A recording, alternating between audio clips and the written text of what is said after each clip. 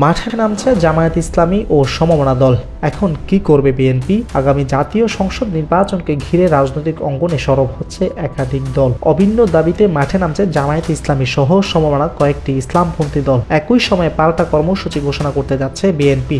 সংখ্যানুপাতিক পদ্ধতি বা পিআর চালু এবং জুলাই সনদের আইনি ভিত্তিতে নির্বাচন অনুষ্ঠানের দাবিতে বৃহস্পতিবার থেকে 3 দিনের কর্মসূচি শুরু করছে জামায়াত ইসলামী, ইসলামী আন্দোলন বাংলাদেশ ও খেলাফত মজলিসের 2 অংশ। প্রাথমিকভাবে ঢাকা সহ সারা দেশে বিক্ষোভ কর্মসূচি পালনের কথা জানিয়েছে তারা।